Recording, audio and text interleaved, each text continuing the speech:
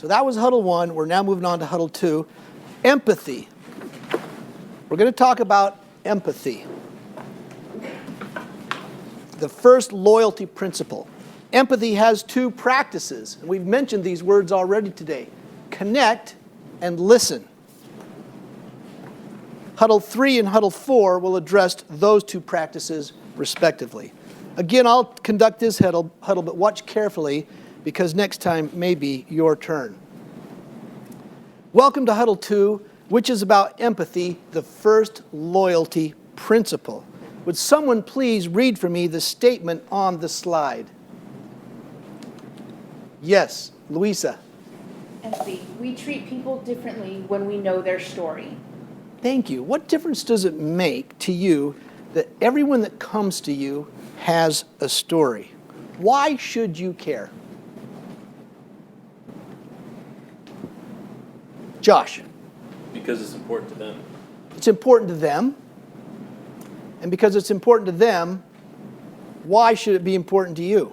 I'm going to ask you again. Yeah, because if you have 5 different people or 10 different people, you have to coach and lead, with respect to something that's meaningful to that individual.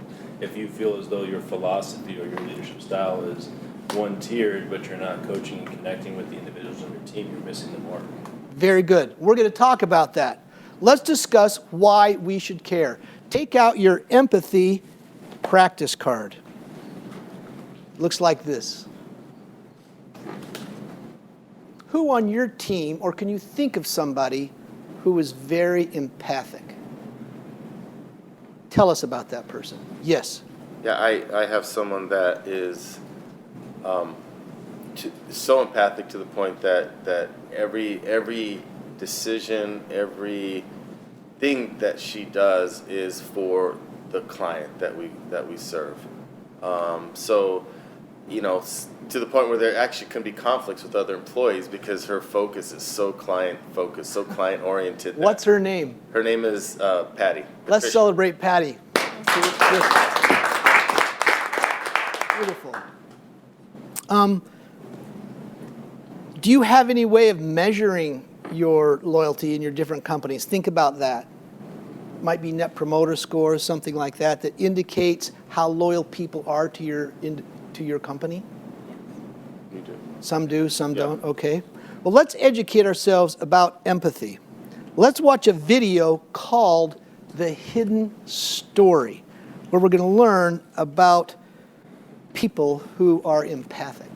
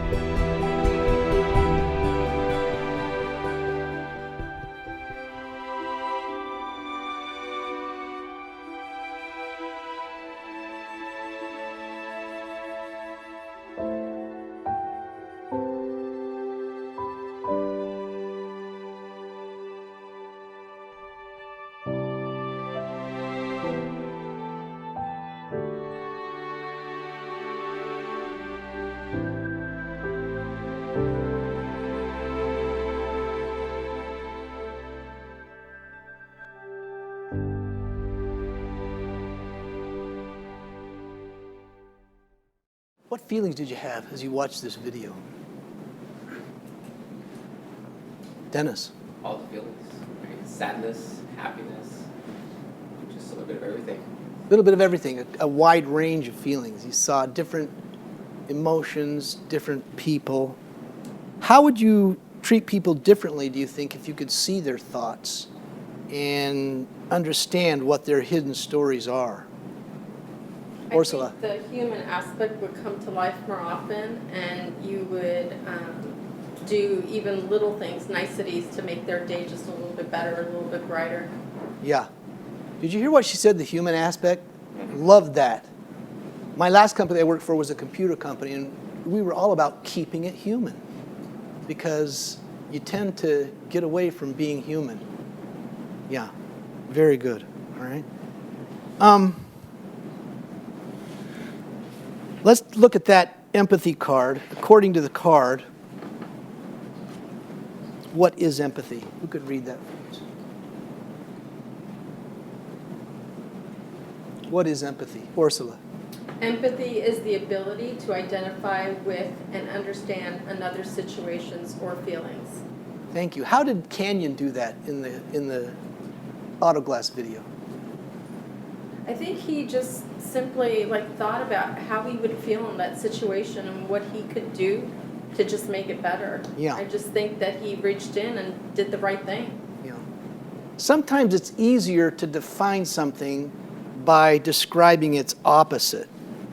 Apathy is the opposite of empathy. So what is apathy? Jessica. Apathy is a transaction, whereas empathy is an interaction, a Woo, human experience. love that. So apathy is just transactional. Empathy is, what did you say? Interaction. It's having a human interaction, Yeah. having a human connection. Yeah. What do apathetic people typically say I don't care. in a transaction? Just Yes. get it done. Yeah, Josh? Maybe I might understand what you're going through, but I need you to leave it at the door and focus on our job. And Yeah, I've been told that in my career. Hey, leave your problems at home. Yeah. You ever been told that? Yes. How does that make you feel? Loyal? Nope. The language in the apathy column on your card, I don't have time to connect with everyone. I don't care enough to listen. We've got a business to run here. Erica's laughing.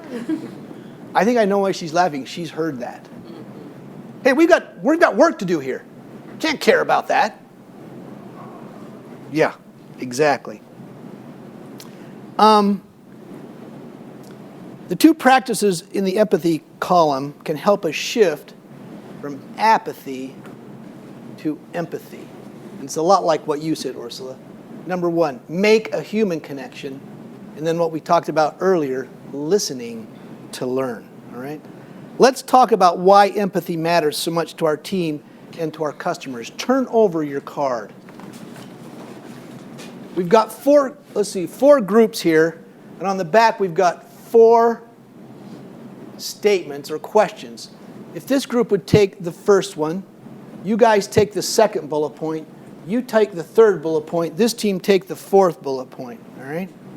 I'd like you to, in your small group, come up with a concise story or answer to the question that's asked, okay? A concise story or an answer to the question that's asked. I'll give you a few minutes to do that. Ready, go. So we How have, can a in lack what kind of of empathy situations destroy is it really important to show empathy? I think some of the thoughts that Facilitators, in this exercise, they may draw on the customer service stories that they thought about and prepared before they came. Likely, they'll think of something different because we've given some more fodder to deal with. But this is where they're really going to start thinking about empathy in a very deep way. It's a great exercise. Okay, let's talk about it. around in our place, so it kind of helps. Group 1. Think of a time when someone treated you with empathy. How did it make you feel? Who's going to share over here? Okay, Leticia. It made me feel that this is somebody I can actually probably start putting my trust into because of the fact that they were able to see my view of how I was treated before and why I was skeptical at first. Oh, good. So because they were empathic towards you, it built trust, and you knew you could trust that person. How did it impact your loyalty? I've been with them for going on 3 years now. Hello. Very good. Okay, thank you. Group 2. Think of when someone treated you with apathy. How did that make you feel? We discussed about how it made us feel like a number. Number. Or replaceable, very easily replaceable. Yeah. Yeah. Like you're a thing, not a human. Right. A number, not a person. We've all felt that. Thank you, Dennis. Valued. Devalued. You don't really count, you know. I've got a job to do here. Yeah, perfect. Group 3, how can a lack of empathy destroy loyalty? So Jessica. We looked at the chart over here of empathy and put don't in front of each of the words. Don't understand, don't care, don't listen, don't connect. And you're talking about net promoter scores. I think a net promoter score in creating loyalty within your employees is looking at your attrition rate. Yeah. And if the attrition rate is high due to personal leaving or voluntary leaving, that's a key indicator that we as an organization and as leaders need to empathize more. I think you got it. Beautiful. Thank you. Group 4, in what kinds of situations is it really important to show empathy? I think what we discuss is like, you know, when we have team members that experience like a life-altering situation, whether it's a death in the family, separation or divorce, or even when you have single parents or parents with multiple children that have, you know, different needs and, you know, are very stressed out, is just showing some empathy and flexibility. Beautiful. She used that word flexibility again, which I like. Because when you're flexible, you are being empathic in many cases. Well said. Let's talk about why empathy matters so much to our team and our customers, okay? The quotation on the card tells us how to show empathy. Could I have a volunteer read that for us? Yes, Josh. Perhaps the most important thing we ever give each other is our attention, and especially if it's given from the heart. Thank you. How does this quotation help us understand empathy? I mean, for me, we talked a little bit about what we were just discussing, and you know, maybe it's in a one-on-one session, but you have your phone out and you're checking it, and those types of things don't show that, so it's the opposite effect for that individual.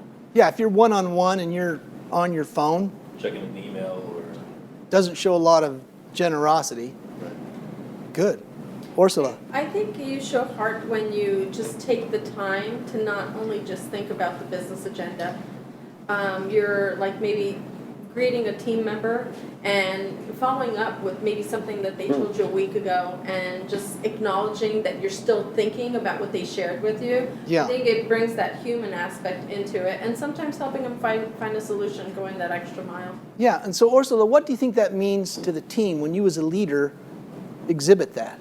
I think what it means as a leader, and I'm exhibiting to my team members, I think they'll do the same thing with their own team members. So you're sharing how to act and how to use heart with even your team members. Because not everybody has a good day every day. And sometimes we forget the niceties. Yes, thanks for recognizing that. We all have an off day here and there. We all do. Up here it says, and especially if it's given from the heart. How do you know if it's coming from the heart? Jessica. It's genuine, it's authentic, and it's because you really have taken the time to get to know the person. So when you empathize with them, it's very genuine. And they're really paying attention to you. They're looking you in the eye, they're looking you in the face, and they're paying attention. They're not texting while you're talking to them. Ursula. I also think you know it's coming from the heart when they stop what they're doing and they just like focus just on you and maybe take a walk. Undivided attention. Yeah. Yeah. And it's probably Nicole. taking yourself out of the equation somewhat. Not thinking about your agenda, not thinking about what you may need from that employee or coworker, and really thinking about what does this person need, what do I know about them, what's important to them. Did you hear what Nicole said? That was a brilliant comment. Take yourself out of the conversation. Right now, it's not about you. And we all know people like that. There's that person and then the universe. Take yourself out of that. Make the universe about that person. I love that comment, Nicole. Yes?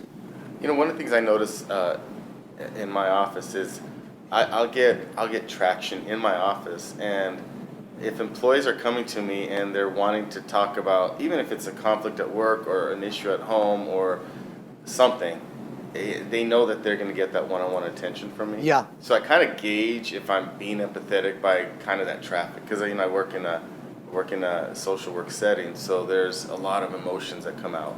Yeah. So having that open door is really important, and once those employees stop coming to my door, I know that I'm not displaying that type of empathetic ear. And that's a perfect description of empathy. And I think you've all described empathy very good. In contrast, what does apathy look like? What does apathy look like? I think for me, what sticks out about apathy is when somebody comes to you with something, and the first thing out of their mouth or out of somebody's mouth is, "I'm not here to make friends. I'm here to make numbers." You know that, and I've had that situation Sure. before, and you want somebody who will have that dialogue with you, who will hear you and reiterate what you're saying and put that emotional part in it. But apathy is just like, that's great, but can you talk to me later about it? Yeah. Apathy is about the numbers only. What else? Anything else? Yes, Leah. I think apathy is also about you. It's just Yes, about kind of like the what I. Nicole described. The Right. It's, yeah. You're not looking at the Oh, other. it's about me. I'm the boss. I'm the leader. It's about me. What can you do to make me look better? Let's not talk about you. Let's talk about me. Sort of tying both of those up from the customer service end, one of the things that we do see and we try to teach to stay away from is paying attention to what the customer is actually telling you. And a lot of times customers give you a lot of information, and the agents may just kind of glaze over that and Yeah. sure, give me an address. So it's just I'm lip calling service. to to ask you because my dog died, and it's Yeah. just very simple things maybe for us, but for the customer it's a huge thing because they're making a point, and the person just kind of, let's go to the next step. Well said, Fernando. That's exactly right. Let's all turn to page 22, and we'll learn a little bit more about how to show empathy. You'll use the tear out thought bubble sheets following page 22 in your leader guide. It looks like that. Could you hold that up, Erica, so they can see what that is? This one? No, this. Oh. This is called a thought bubble sheet. What I want you to do is follow the instructions in the leader guide and on the slide. Close your eyes and picture one person in your workplace, a customer or a coworker. What thought bubble can you picture over that person's head? Think of the video we just saw. What is he or she thinking and feeling? This is a real person, remember. Then open your eyes and write that thought on the thought bubble sheet. Please don't put any names because we're going to look at all of these. All right? So think of close your eyes, think of the person, write on the thought bubble what that person's thought bubble is. All right? I'll give you a few minutes to do that. Ready, go. Facilitators, this exercise digs down deep for them. They're going to dig down deep. It's going to be very visceral because they're thinking about real people that they know that they work with, or maybe somebody in their family. And what's top of mind for them? What are they worrying about? What are they thinking about? It's this whole idea of understanding and knowing what another person's thought bubble is. Everybody got them? We're going to do a little gallery walk now, so go ahead and stand up, and I'd like you to walk around, leave your thought bubble there so everyone can see it. And then we're going to walk around, look at what everybody else has written. Okay, what kind of thoughts and feelings did you see? Summarize for us, someone. A lot of worry. Yeah. Lots of worry. Worry. A lot of worry. You think that's atypical, or is that kind of the norm? Something normal. I think it's pretty normal. Yeah, I think it's very normal. Lots of worry. What else? Unappreciated. Oh, thank you, Erica. Huge. People generally feel unappreciated, which is another reason I like the celebration part on our agenda. And it's really one of the great deficiencies in business in general is a lack of appreciation generally. Yes, Jessica. They were all personal. Wasn't worried Yes. about world events or anything. They were Yeah. all personal thoughts. Yeah, exactly. I didn't see a lot of concerns in there about world issues or politics or national. It was pretty personal. Great observation, Jessica. You didn't see a lot about lack of desire either. It was almost, am I capable of doing something right now, or I want to do more? Yeah. You didn't see a lot of, I don't want to try, I don't want to work hard. It was external factors kind of influencing the worry. Yeah, what Nicole just said is huge. Most people want to do the right thing. They want to do well. They want to do more. They want to contribute. Most people are doing their best in spite of all their problems. That was a great observation. Thank you, Nicole. How would you treat these people differently if you knew their thoughts? How would you act towards them? I guess I'd ask more probing questions of like, why are you feeling this way? Kind of, if you see somebody has this worried look on your face, how you doing today? Yeah. How can I help you? Again, how can I help you? Thank you. Very good. What kind of commitments are you going to make between now and the next huddle with respect to this? I want to learn how to read minds. Great. I don't know if that works. Great. Yes, Ursula. I think it's sometimes simply just slowing down to notice. And then if someone's having an issue or a problem, maybe sitting down for 5 minutes and figuring out a plan of attack that might help that individual. Yeah. Slow down. I love that. I think announcing it. A what? Announcing it. Sometimes people don't talk or don't say anything because they don't have that open door. But if in a huddle you say, hey, I care about what's going on. I want our team to be successful. I want us to rely on each other. If you need help, we're here. Perfect. Right. And give them that avenue to really say, you know what? I need to talk to you. Yeah. Well said. Charles. For me, I'm a solver, and I want to fix things and do things. And I think sometimes people just don't need a solution. They just need to know that someone's listening and just taking time to hear it, and not necessarily say, well, here's what I'm going to do for you. It's just say, yeah, I hear you, and I'm sorry that that's happening. And just taking time to do that. I loved what he said. A lot of times they don't need an answer or solution. They just need to be heard. That is absolutely true. You guys did great on that. Let's have our next huddle a week from today. Thank you very much. That ends huddle 2. We've come to the end of that. Any other observations or concerns so far before we move into huddle 3? Great. Let's take a 10-minute break. Thank you very much.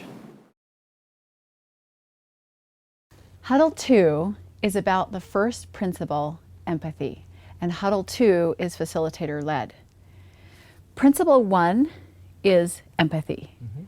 So as a facilitator, when you are facilitating Principle 1, what is the key fundamental concept you need to teach? Well, we're teaching them how to teach their frontline people how to put themselves in the place of the customer, or how to put themselves in the place of the employee. How do you feel what they're feeling? What's the best way to understand what they're saying? All that most people need or want is someone to hear them out. And you don't have to agree with them or to do as they ask, but you do have to hear them out and understand them. If I haven't been in the exact same position or had the exact same experience as that customer, is it still possible to experience or demonstrate empathy? It is possible, and it's absolutely critical in building the loyalty of your customers and of your employees. Okay, great. That is good news. And I bet that builds a lot of connection and trust with customers as well. Certainly does, and that word trust keeps coming up over and over. Now, I'm curious about the bubble exercise. Would you tell us about that, please? Yes, in the leader guide, we have a bubble. And the idea is if you could see what's going on in another person's life, I'll bet you'd treat that person differently. So the participant's job is to guess what's going on in another person's mind and write it into a bubble, which is in the leader guide. It's a handout that they'll also get. And then they display these bubbles, these thought bubbles, for everyone else to see. We don't put any names on it, but if you could they think of a person at work or one of their customers, what is top of mind? What's really going on in that person's mind? And they write that thought on the bubble. And then we have a little gallery exercise where everyone stands up and gives them a chance to stretch their legs. And we walk around to the different stations where people have been sitting and read what they have written on this thought bubble.